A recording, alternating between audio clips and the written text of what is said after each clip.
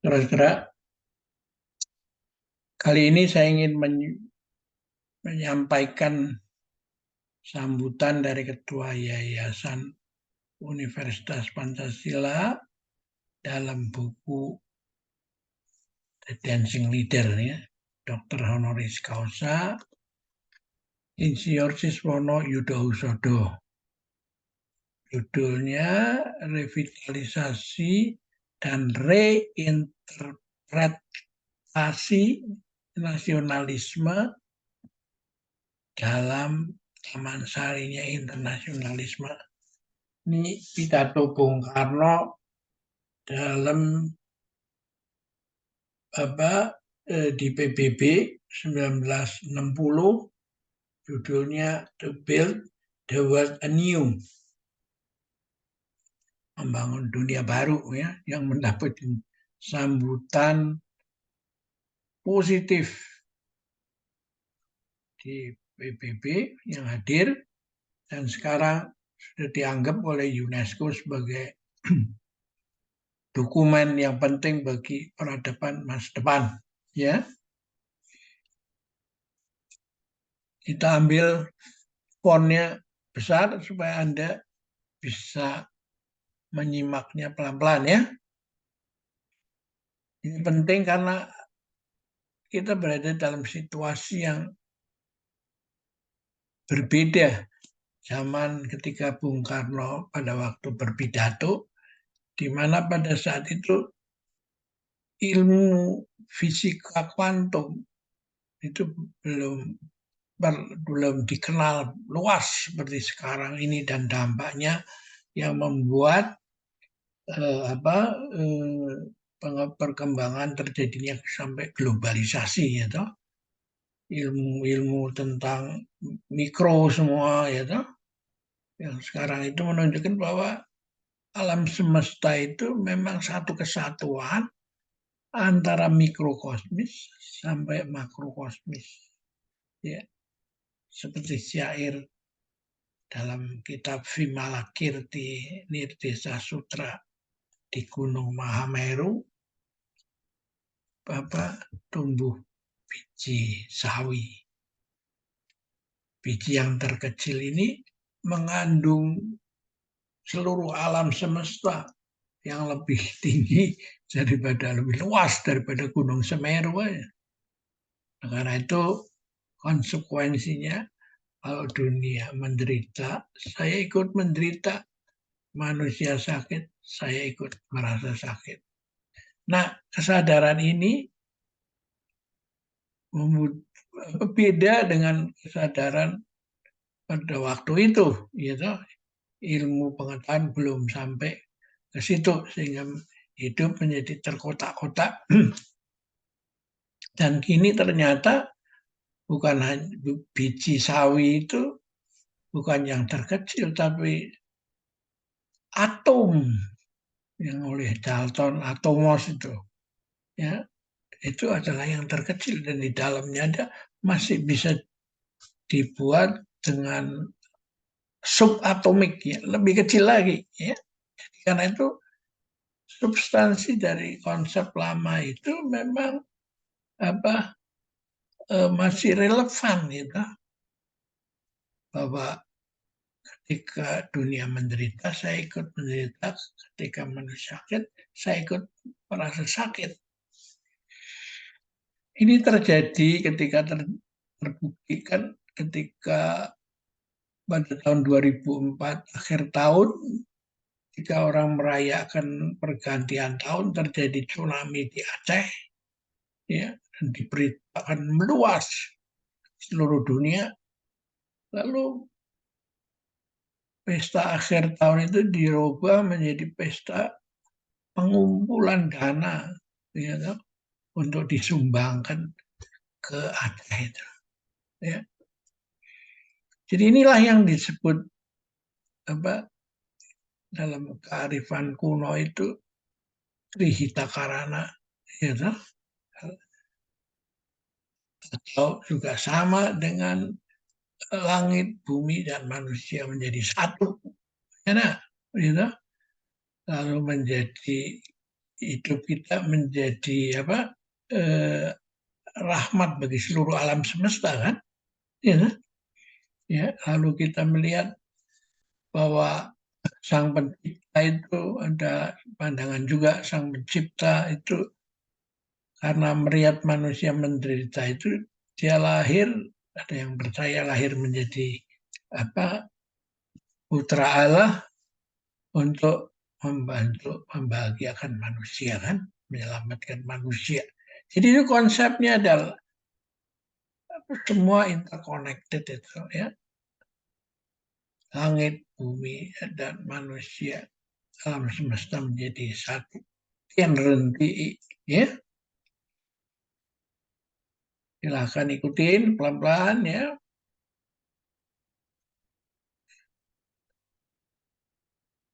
Yang sama. Dan nanti Anda akan melihat kaitannya dengan Taiji Nusantara ini, ya. Ide dari Taiji Nusantara, karena kita akhiri dengan salam penutup di 4 samudera dan 5 benua. Semua orang bersaudara, ya.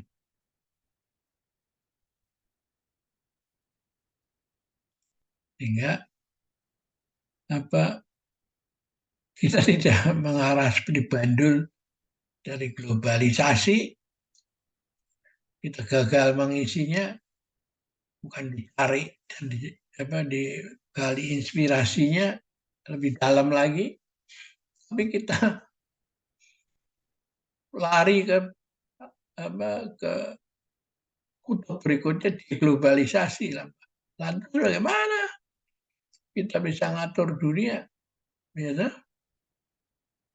nah, kita di sini mencoba setelah mempelajari situasinya secara mendalam, diharapkan kita bisa mengisinya itu melalui ini, ya, karena kita mulai dengan syair I have arrived, I am home in the here in the now itu ya.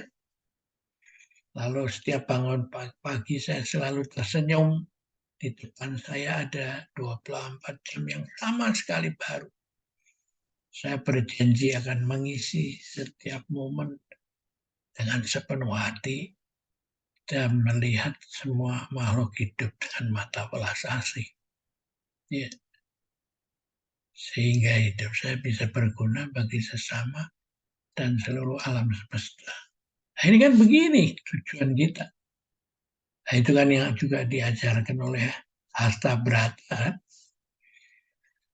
Seorang pemimpin itu harus menjadi surya, menjadi chandra, menjadi kartika, menjadi mendung, menjadi angin, menjadi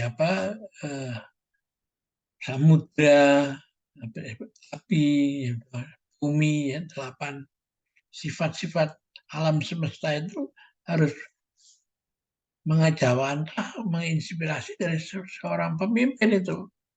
Pemimpin juga orang yang mau berkuasa. Gitu. Nah, karena itu hidup ini jangan dipikir hanya golongan mencari hidup sendiri. Nah, ini semua untuk kebahagiaan sendiri.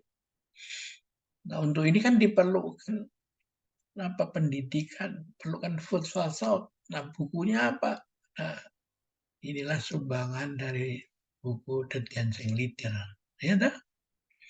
So, kalau nggak ada buku ini ya Anda mesti cari sendiri lagi mana ya toh, dan akhirnya Anda akan menemukan bisa malahan kesasar di perpustakaan kan.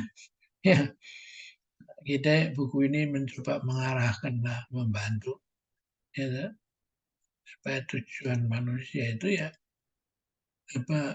arahnya harus kalau orang kita dulu di Nusantara sangkan paraning dumadi. Manusia itu dari mana dan mau kemana sebenarnya dalam kehidupannya itu. Kalau itu sudah jelas, maka dia tahu apa yang dia kerjakan kan. Kalau itu aja nggak jelas, maka dia nggak tahu apa yang diperbaiki. Mesti akhirnya mencoba mengumpulkan untuk diri sendiri, akhirnya alih-alih bahagia malahan kecewa ya. Ya,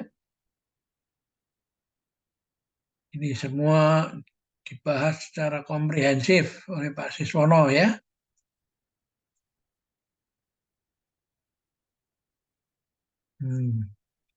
Silahkan Anda membacanya sendiri. Ya, karena fontnya juga enak dibaca kan. Ini untungnya ada teknologi. Kalau kita disuruh membaca huruf yang kecil-kecil, wah susah gitu. Apalagi bukunya udah tua, sudah kabur, ya akhirnya hilang, nggak apa, nggak ketahuan keuntungannya kan. Nah, dengan ini kita bisa melalui YouTube kita bisa mengembangkan Ichi Taichi Nusantara ini kan. Ya,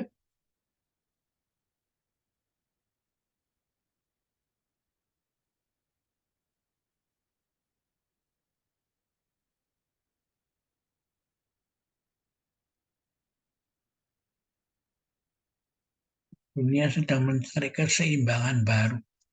Ya,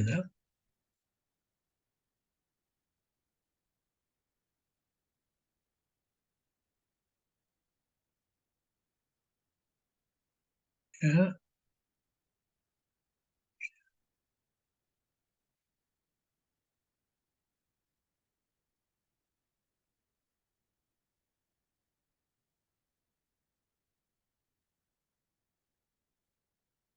kebiasaan pendidikan oleh lembaga-lembaga itu pada negara-negara non-barat tampaknya tidak lagi bisa begitu saja dilakukan ya.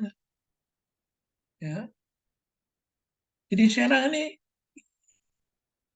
memang dalam posisi akhirnya Pancasila akan menjadi ideologi dunia kan ya. Karena harus terjadi apa, hubungan horizontal dan vertikal yang menjadi satu kan ya.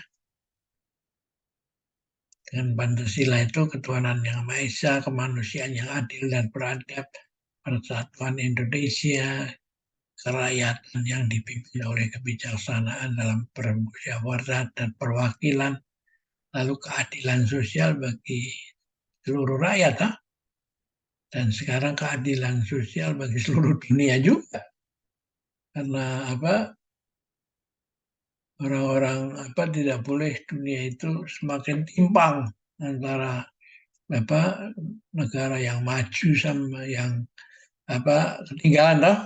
Karena itulah dulu MDGs Millennium Development Goals yang dibuat dengan apa antar negara nggak jalan karena akhirnya negara itu akan secara periodik berganti pemimpin kan karena itu susah membuat komitmen jangka panjang akhirnya sekarang itu filantropis di, diutamakan yaitu orang-orang yang dengan uangnya sendiri kekayaannya sendiri tidak menyumbangkan kehidupannya itu apa kekayaan itu untuk perkembangan peradaban ini ya. Jadi ini orang-orang yang memang hanya orang yang matang itu gitu yang bisa memimpin peradaban ini ya, bukan orang-orang yang setengah matang. Nah, karena itu mencari pemimpin yang matang itulah yang menjadi persoalan itu mencari juga nggak bisa kalau yang menjadi masalah mendidik ya. Dan kalau mendidik ada material bahan bacaan kan. Kalau bahan bacaannya nggak ada ya bagaimana ya. Lanjutkan. Terus